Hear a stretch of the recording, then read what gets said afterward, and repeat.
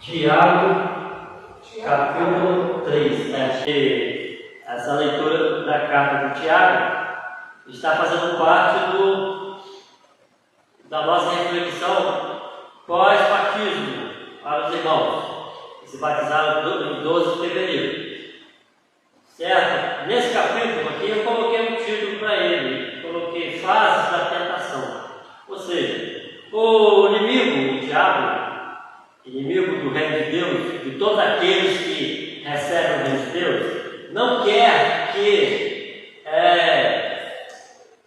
saibamos desse assunto de Tiago, que o apóstolo Tiago escreveu na sua carta, nos 5 capítulos, conforme também está aqui no capítulo 3. Não é? O inimigo das nossas almas vai procurar nos fazer cair no pecado da linguagem. A linguagem é um instrumento que traz a existência de todas as coisas. Sem a linguagem não podemos nos comunicar com ninguém, certo? A linguagem falada, a linguagem escrita, e as pessoas que são especiais e têm deficiência na linguagem, elas se comunicam pela linguagem dos sinais, certo? E tem as pessoas que são especiais na questão da visão, mas elas também conseguem se comunicar na linguagem dos sinais também. Então há várias modalidades da linguagem. A natureza, tudo que nela existe, também usa linguagem. Se não me falha a memória, eu acho que é Salmos, capítulo 24 ou 19. Eu confundo os dois capítulos. Mas está escrito lá o quê? Que o mundo criado, a terra e tudo que nela há, sem linguagem e sem som algum, manifestam a existência de Deus. A gente olha para os montes, eles têm uma linguagem visual. Olhamos para o céu nos comunicam uma linguagem visual do Criador ou de algo superior, como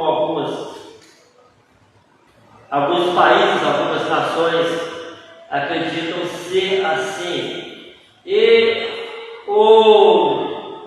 os rios e o vento também têm uma linguagem audível, sonora, e manifestam a existência de alguém ou algo superior. O que mais tem linguagem? O que mais tem linguagem? O que mais tem linguagem? Quem pode aí falar, arriscar? Um dia faz preparação, outro dia. Isso, o tempo tem uma linguagem silenciosa, mas é uma linguagem. Quem mais quer arriscar aí e falar de outra linguagem que se comunique conosco? Quem mais tem linguagem? Vamos aí? Quem vai arriscar? Falta pelo menos mais uma linguagem, um tipo de ser, ou tipo de seres que transmite uma linguagem sonora. Vamos lá, quem sabe? Quem vai arriscar? Firmamento que anuncia as obras das mãos de Deus. Essa eu já falei, né? O céu. Isso, quero outra. Que está na natureza, faz parte do ecossistema. Lúcia já falou ali, soprou ali de forma geral, né? Os animais, eles têm uma linguagem sonora. Os pássaros têm cantos. E outros animais, mamíferos têm. O vento eu falei, já falei, né? E o trovão, né? A ação da temperatura, né? Não sei se é calor e mais frio, que dá descarga elétrica e provoca trovão, a linguagem, né? E aqueles animais brutos, eles rugem, né? Boi, cavalo, né? Leão, búfalo, né? Sapo tem uma linguagem, grilo tem uma linguagem, enfim. Ser humano. Não, eu vou chegar no ser humano agora. O problema é a linguagem do ser humano, né? Porque até aí todas essas linguagens que eu falei, elas não são problemáticas. Essa é a grande questão. incorporou na serpente, não sabemos como isso funcionou, e estragou a linguagem da serpente, colocando nela uma linguagem ruim. E a questão é essa, que eu quero trazer para os irmãos que se batizaram, né? Lucas está aí com a gente, é essa questão. A qualidade da linguagem humana, ela foi corrompida e ela traz destruição.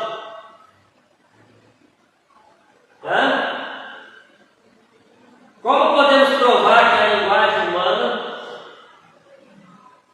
no seu modo corrompido, trouxe destruição? A nossa realidade. Simples assim. A partir de X data que o casal foi expulso do jardim do Éden, e então começou um processo do efeito da linguagem errada. Qual foi a linguagem errada pronunciada para o casal? Aquela pergunta: é assim que Deus disse? Aí para cá chegou tudo. Não é? Tudo vem abaixo.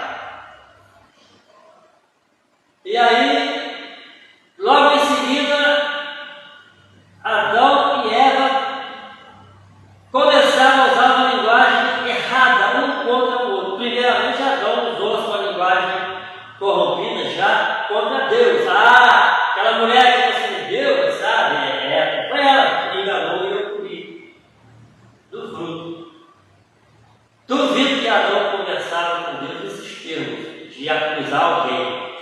Não sei se Eva estava presente na hora que Adão jogou a culpa nela, ou se ela estava ausente. Se ela estava ausente, pior foi a situação de Adão.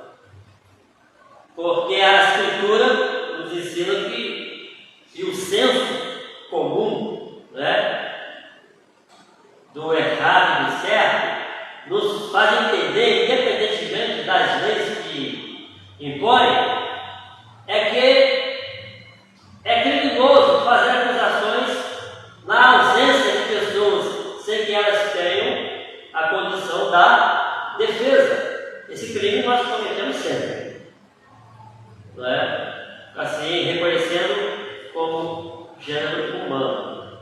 Então, não sabemos se ela estava presente.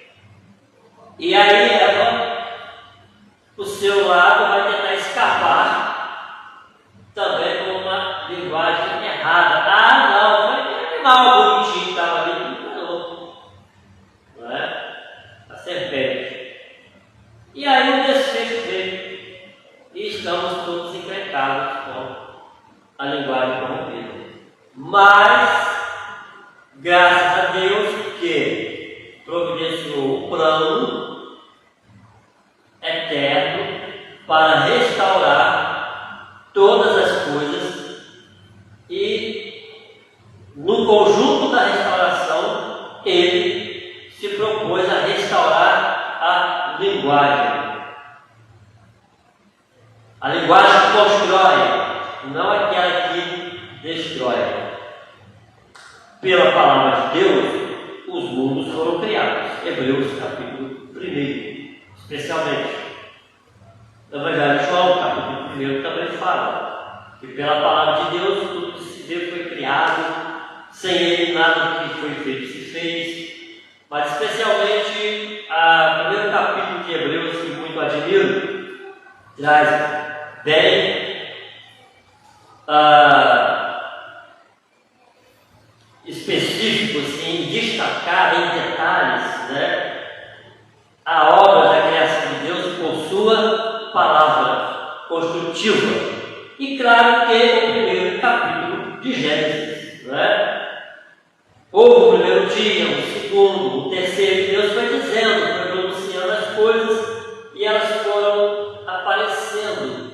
Claro que Deus, antes que as coisas aparecessem, antes dele pronunciar a linguagem criativa, ele havia feito um desenho arquitetônico de tudo que nossos olhos podem ver. Aonde está essa revelação que Deus, antes de pronunciar a existência das coisas, o que pode chamá-las, elas têm existência, conforme está em Isaías 45, 42,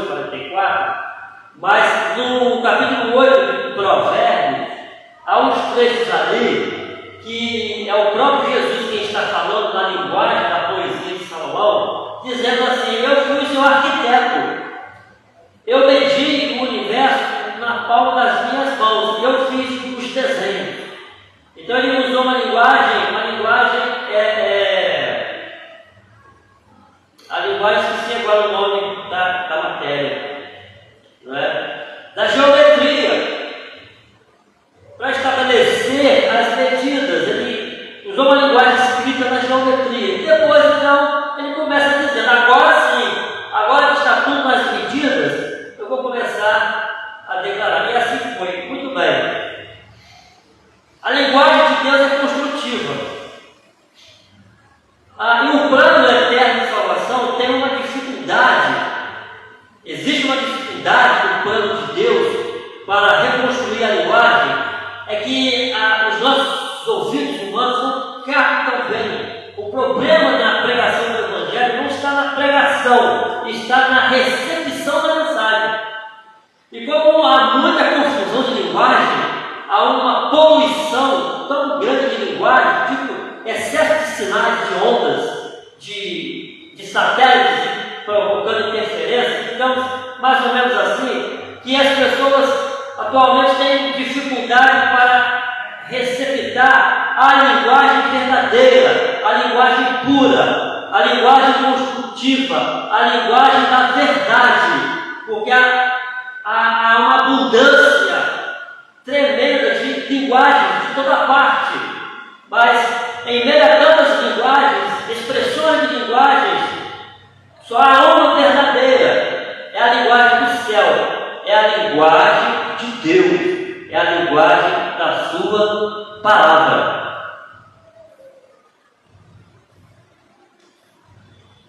E quando o Espírito Santo consegue fazer um filtro no ouvido espiritual de alguém, ele consegue entender a mensagem perfeita, a mensagem que constrói. Então, para os irmãos que se batizaram agora nesse tempo, o que o diabo vai tentar fazer, e continua fazendo conosco, que somos batizados há milhares de anos, entre aspas, né? É que não tenhamos uma linguagem saudável, uma linguagem que construa. A começar da linguagem pessoal, a que fala na mente, aonde é o campo de batalha, as duas estratégias, né? O campo de batalha do ser humano pesado é a sua mente. O primeiro lugar que o diabo quer conquistar é o campo da mente. E confundir a nossa linguagem interna, aquela que recebe o Espírito Santo, do Espírito Santo.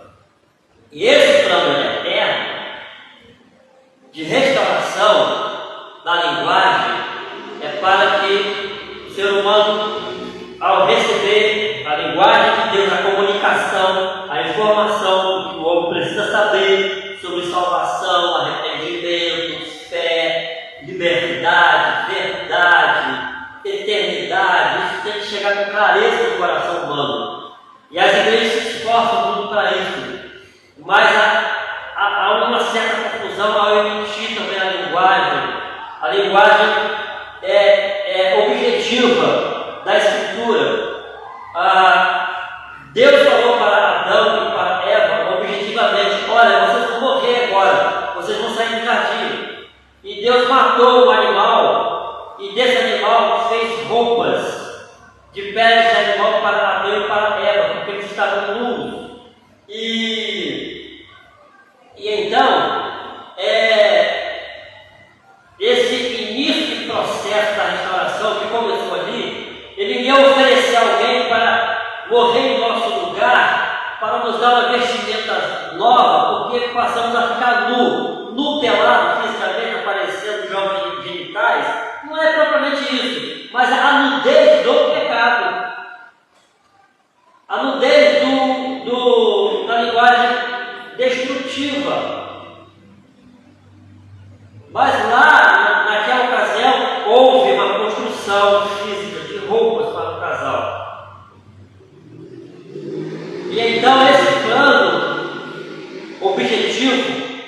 salvação precisa continuar sendo transmitido com uma linguagem clara e repetidas vezes. Nós sempre falamos. Qual é a mensagem clara? Olha, Jesus veio ao mundo, viveu 33 anos. Essa é a mensagem. Simples assim. Viveu 33 anos falando para as pessoas que elas precisam mudar. Mas quando elas ouviram a verdade, elas não gostaram de ouvir a verdade. Porque a verdade implica em mudar, porque a verdade apresenta o erro que há no ser humano. A verdade ela é sempre atacada porque ela exige uma mudança por parte daquele que está escutando, caso ela esteja revelando algo que esteja errado no indivíduo. Então a dificuldade da recepção da mensagem, da linguagem de Deus é essa, porque ao ouvi-la e ao entendê-la, o indivíduo vai perceber que ele vai precisar mudar sua conduta. E então, a mensagem é essa: ele morreu pelos nossos pecados, ressuscitou no terceiro dia, foi elevado aos céus e está para voltar. E deixou escrito nos evangelhos uma linguagem escrita. Não é? Até fiz redundância, não é? Mas vou falar de novo. Deixou escrito nos evangelhos uma mensagem, linguagem escrita, que são as normas para serem seguidas para as pessoas terem suas vidas restauradas. Essa é a mensagem a seguir para as pessoas. E ao batizar as pessoas, nós precisamos dizer: você precisa viver conforme os termos da Escritura Sagrada. E esse plano de restauração, então, ele vem correndo o mundo nesse tempo que nós vivemos até Jesus voltar, para que as pessoas, então, sejam completamente restauradas para a vida eterna. E aí, o que acontece com o que Tiago coloca no capítulo 3 do seu livro, da sua carta? Problema da linguagem humana, que ela precisa cada dia ser restaurada, purificada, filtrada, para que a nossa linguagem para que o diabo não tenha sucesso em usar a nossa linguagem para a destruição. E muitas vezes a nossa linguagem destrói, sem a intenção de provocar a destruição. Quando falamos algumas coisas, às vezes não pensamos, não refletimos na fala a alguém ou a respeito de alguém, e essa fala, do jeito que ela chegou na pessoa, provocou nela uma reação negativa, e aí inicia um processo destrutivo. No casamento, nas relações de negócio.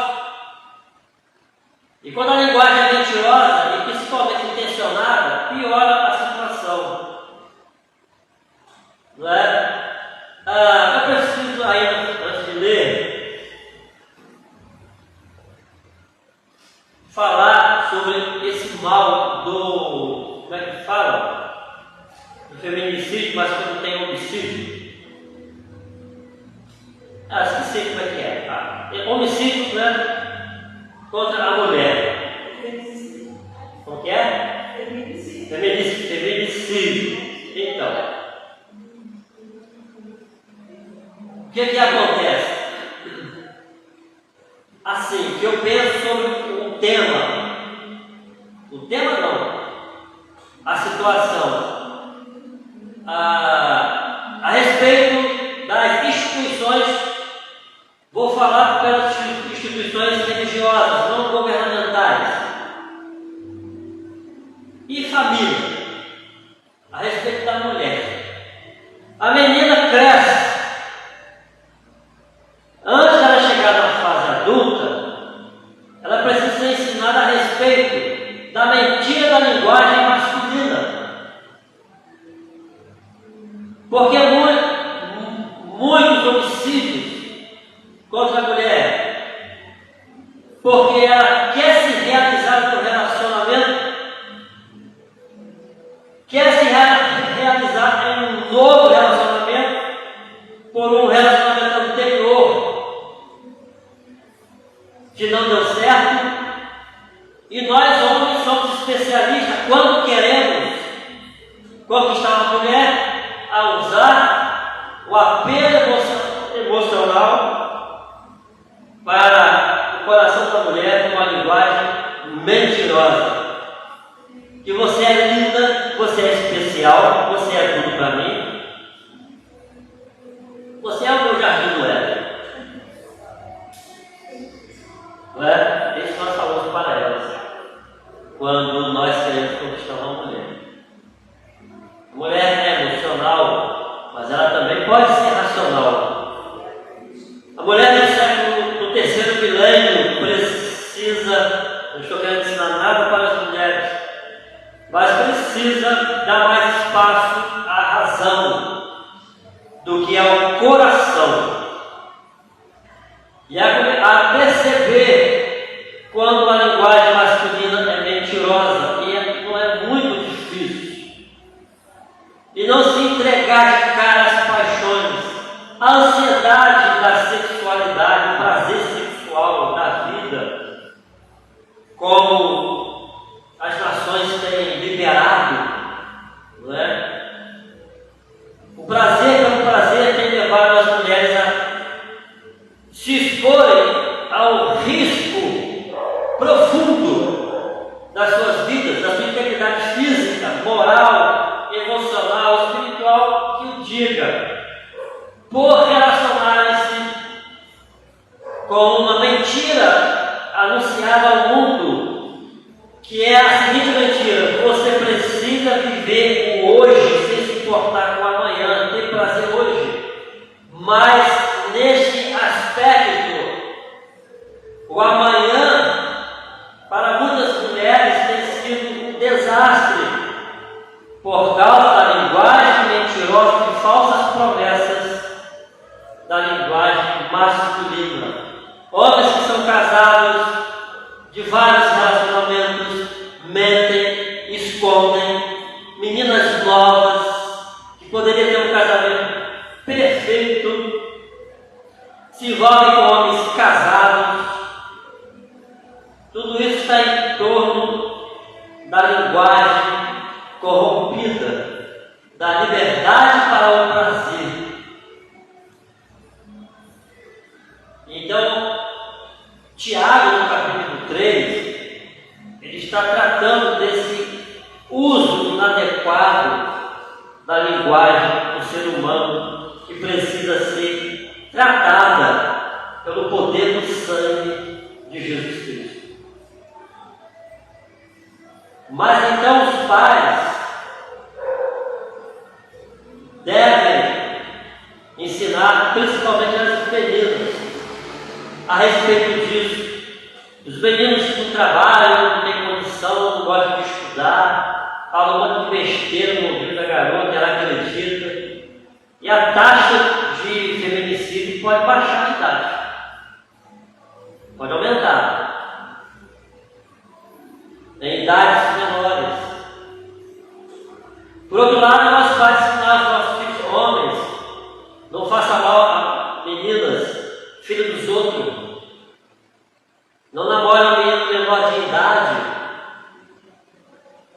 Esteja pronto, se for possível, com casa, para casar de fato. Se não for possível, pelo menos tenha condição de pagar o aluguel, para morar com a sua futura esposa.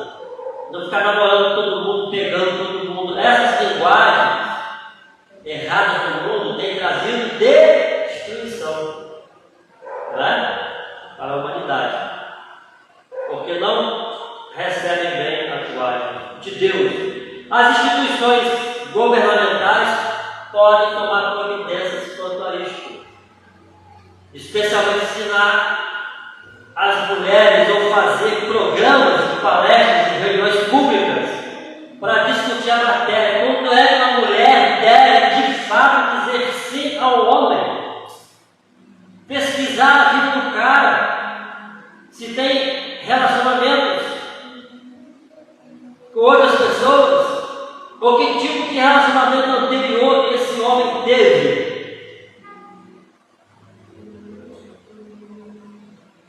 Muitas coisas que envolve a linguagem.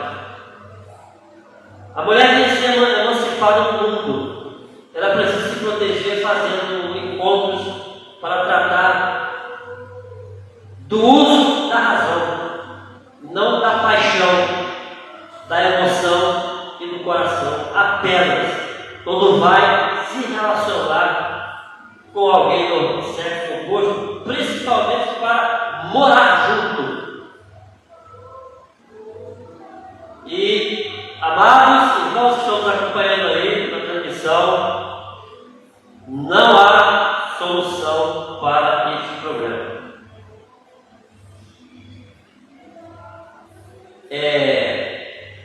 Socialmente falando, mas não é impossível. Mas a solução está em Jesus Cristo, na palavra de Deus, claro, e com medidas de governo e de instituições mais aplicadas para combater e minimizar as ocorrências de feminicídio neste mundo, porque a linguagem tem o poder tanto para construir, mas tem sido usado muito mais para destruir. E aí, olha bem então o que Tiago está falando, como que o inimigo pode tentar nos enganar e nos fazer cair e perder a validade do nosso batismo, no caso, a respeito desse assunto. Vou ler para terminar. Meus irmãos, não sejam muitos de vocês mestres, pois nós, os que ensinamos, seremos julgados com mais rigor. É verdade que todos nós cometemos muitos erros. Se pudéssemos controlar a língua, seríamos perfeitos, capazes de nos controlar em todos os outros sentidos. Por exemplo, se colocarmos um freio na boca do cavalo, podemos conduzi-lo para onde quisermos. Observem também que um pequeno leme faz um grande navio se voltar para onde o piloto deseja, mesmo com ventos fortes. Tiago capítulo 3, para quem ainda não ouviu falar a passagem antes, né? Assim, também a língua é algo pequeno que profere discursos grandiosos. Vejam como uma simples fagulha é capaz de incendiar uma grande floresta. E entre todas as partes do corpo, a língua é uma chama de fogo. É um mundo de maldade que corrompe todo o corpo, ateia fogo a uma vida inteira, pois o próprio inferno a acende. Ao trato que a palavra de Deus está dizendo que é este elemento da natureza humana, não é? O ser humano consegue domar toda espécie de animal, ave, réptil e peixe, mas ninguém consegue domar a língua. Ela é incontrolável e perversa, cheia de veneno mortífero. Às vezes louva nosso Senhor e Pai, ela adora Deus, né? E às vezes amaldiçoa aqueles que Deus criou à sua imagem e convive com eles. Há um pastor chinês que foi preso há muitos anos atrás, chamado Watchman Nee. Ele escreveu um livro chamado O Poder Latente da Alma. Eu li esse material em uma outra literatura. O que significa isso? O homem tem a capacidade na sua alma de adorar a ele próprio, achando que está adorando a Deus, mas não é a Deus, é a ele mesmo. Ele canta as músicas gospel, canta as músicas religiosas, faz orações, vai às nuvens, é arrebatado em adoração, mas no instinto interior aquilo é feito a ele mesmo. É incrível isso. E o que ocorre? Quando essa adoração é na latência da alma, ou seja, no ambiente da emoção da alma, não no espírito racional, no culto que Romanos 12:1, o que acontece conosco? Muitas vezes adoramos a Deus, pensamos que estamos adorando a Ele,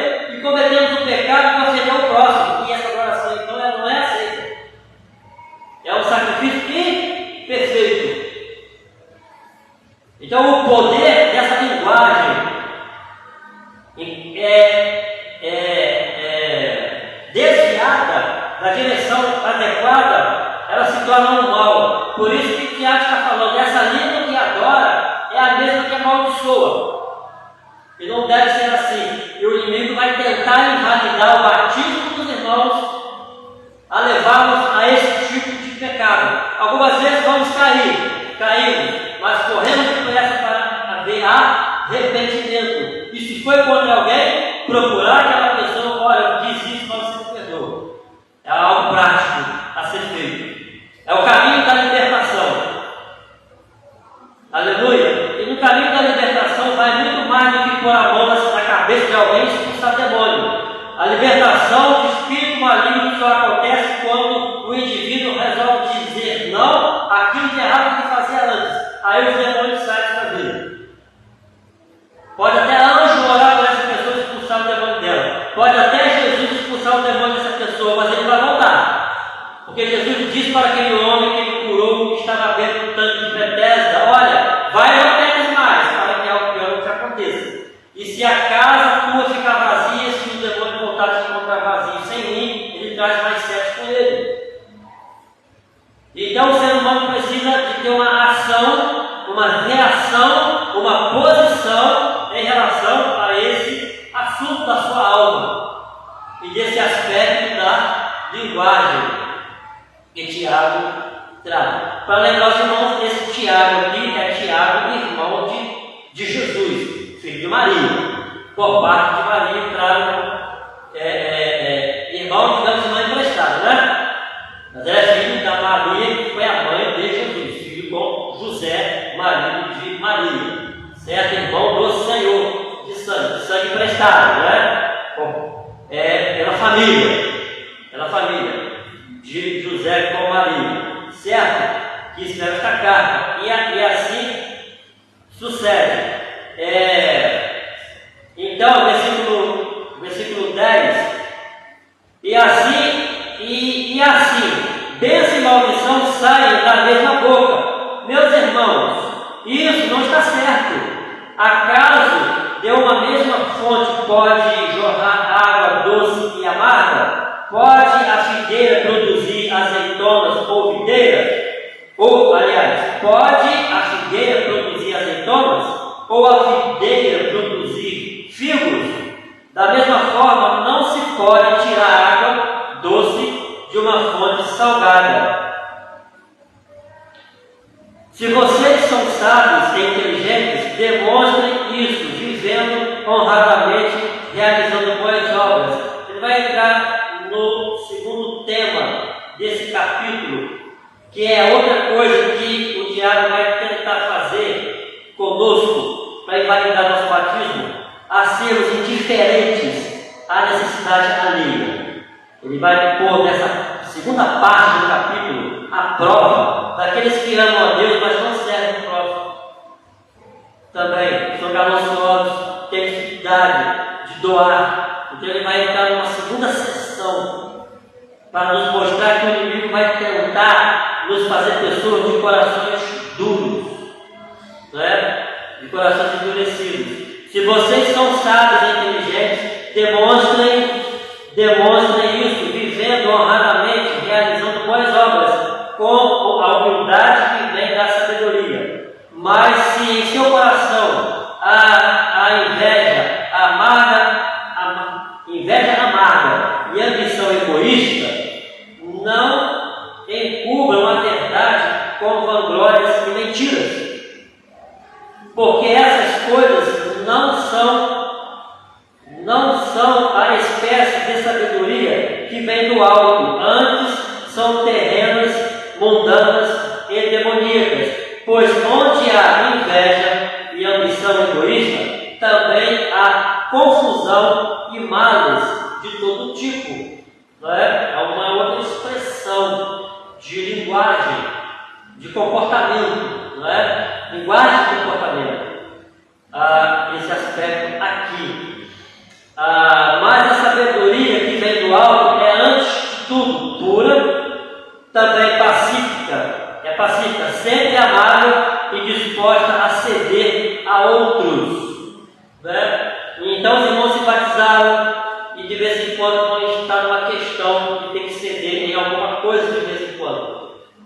questões, talvez, que são questões que sejam levadas a juízo, que devem ser levadas. Mas em questões relacionais, para vivermos bem com as pessoas, na maioria das vezes vamos ter que ceder. Não é? Uma história clássica do Antigo Testamento sobre isso é de Abraão com Ló. Abraão permitiu que Ló escolhesse para onde quisesse ir. E Ló escolheu aos seus olhos a melhor parte para ele. Ló pensou nele, não pensou em Abraão. O que deu? A situação de Ló foi capturado por um bando de 5 reis ferozes, junto com os habitantes das cidades que pertenciam a Sodoma, Gomorra e outras cidades daquela época. E Abraão disse para ele: para onde você for, eu vou para o outro lado. Se você quiser a direita, eu vou para a esquerda. Se você quiser a esquerda, eu vou para a direita. Você escolhe. E assim foi. Muitas vezes a gente quer escolher ser o primeiro no lugar do outro, às vezes a gente não vai se dar tão bem como pensar que estaria bem. Então há essas expressões de linguagem, de comportamento, de escolha nossa para estarmos em primeiro lugar, em detrimento de dar a vez para o outro. E às vezes podemos ter prejuízo em nossas vidas. São linguagens de comportamento. Não é? E verso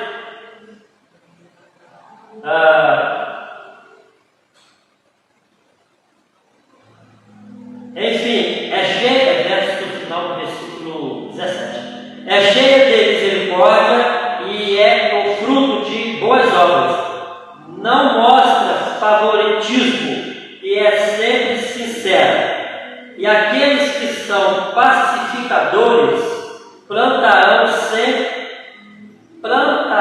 sementes de paz e ajuntarão uma colheita de justiça.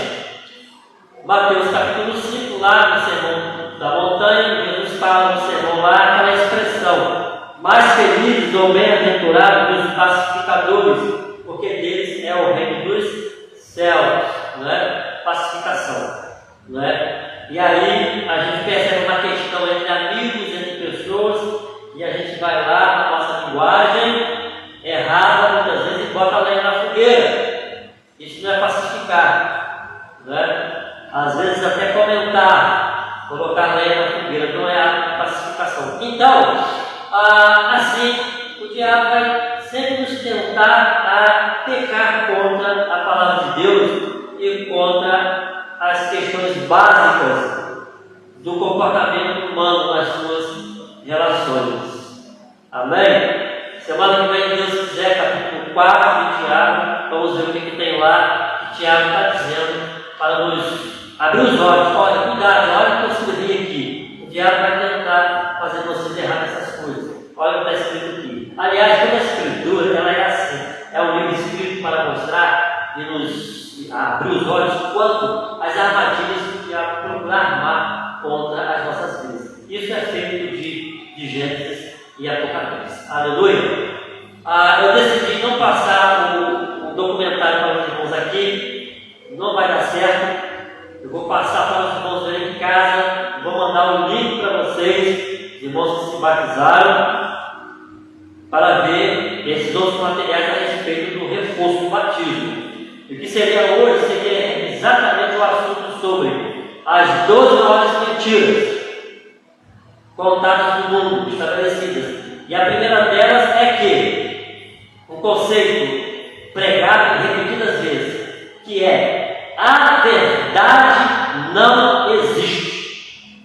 Cada um tem a sua verdade, mas não é o que Tiago está dizendo aqui no capítulo 3. Essa expressão filosófica é uma linguagem errada, deturpada e enganosa, que a verdade não existe. E um dos exemplos que eles dão nesse documentário, muito assim comum e simples, é assim: um grupo de pessoas pode se juntar e fazer um movimento e dizer: não é verdade que não existe gravidade. Vamos subir em cima do prédio do Banco do Brasil, na Praça São Salvador, vamos nos dar as mãos ali em cima e vamos cantar: a gravidade não existe. o espaço é coisa muito boa e vamos dar um salto. E o resultado, todo mundo já sabe qual é, né? A gravidade vai descer e vamos ver lá os corpos desmanchados no chão. Então, um exemplo assim, bem brusco, né? Bem assim, simplório, para mostrar a questão da verdade, né? Então, as pessoas estão dizendo por aí que determinadas verdades não são verdade, cada um tem a sua, e no final dessa verdade mentirosa é o que é uma destruição coletiva. E o mundo está assim, numa destruição coletiva, porque cada um tem assumido a sua verdade. A única verdade verdadeira que existe no ser humano é que ele é o seu próprio Deus. Eu tenho dito isso e vou continuar afirmando a respeito deste assunto. Quem sabe eu consigo chegar lá no meu momento ainda para escrever essa literatura. O pior Deus do universo, falso, mas é uma verdade, é o próprio ser humano. O ser humano é o seu Deus. Porque nós temos as nossas próprias verdades. Bendito o nome do Senhor. Lucas, um abraço para você, para os que estamos aí ouvindo, vendo, e os que vão ver depois. Bendito o nome do Senhor. Amém? Glória a Deus. Não sei que oração. Dá para cantar mais um canto? Como é que está o relógio? Estou sem hora aqui, não sei. Dá para cantar um canto, assim, pelo menos, para despedir de Gui. Vem cá que eu quero orar com você, tio, para despedir você para o Rio de Janeiro. Mandar de volta. Pode vir aqui? Glória a Deus. Aleluia. Tia Gilmar, é irmã de Dona Lélia, minha sogra, tia de Lúcia, faz parte da geração de Lúcia, né? Todas as irmãs e irmãos da nova geração estão aí, né? Sendo testemunho para todos os sobrinhos e a família, né? É uma referência para os filhos e para os netos, sobrinhos, e enfim. E a referência familiar é o plano perfeito de Deus para equilíbrio da sociedade. Famílias ajustadas, sociedade ajustada. Existe uma linguagem falsa que diz que família não é muito mais importante para planejar família. Essa linguagem é falsa. Família é referência. Família é referência da moralidade, do ensino da verdade. Começa na família, depois na igreja, depois na escola e depois nas instituições de governo. Mas é lá dentro da família que as verdades básicas são ensinadas, né, nos primeiros anos. O Espírito Santo abençoe, chegue o mar na sua viagem de volta para o Rio de Janeiro, seu filho, seus familiares de lá, abençoe todos eles. Nós abençoamos todos eles em nome de Jesus Cristo. Obrigado por ela estar conosco aqui nesse tempo. Que a graça e a misericórdia do Senhor esteja sobre ela, acompanhando de volta de retorno para o Rio de Janeiro, em nome de Jesus. Abençoe todos nós aqui, nossa congregação, os irmãos que estão aqui, abençoe todos eles. Nossa vida financeira, nossos dízimos, nossas ofertas, faz-nos prosperar na tua graça, na tua misericórdia, para bem melhor servirmos ao Senhor em todas as coisas de nossa vida pessoal, também no teu reino. Nós te agradecemos, Pai, em nome de Jesus Cristo. Amém. Glória a Deus. Amém. Quer falar uma coisa para ele? Estou feliz por estar aqui. E também com a família, né? Esses dias todos com a minha irmã, também com os parentes também, né? Fico feliz por isso, né? Que a gente está bem, se respeita uns aos outros, né? Glória a Deus. Estou na presença de Deus todos.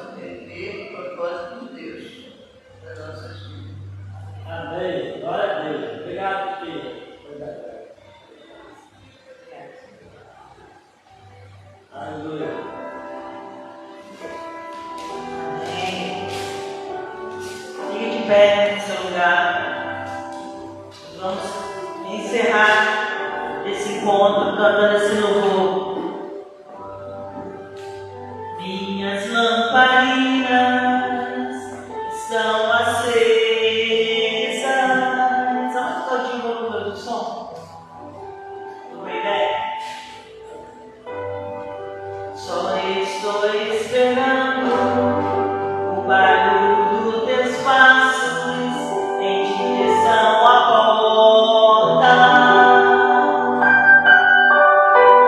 É só bater e eu vou abrir pra você entrar. É só bater e eu vou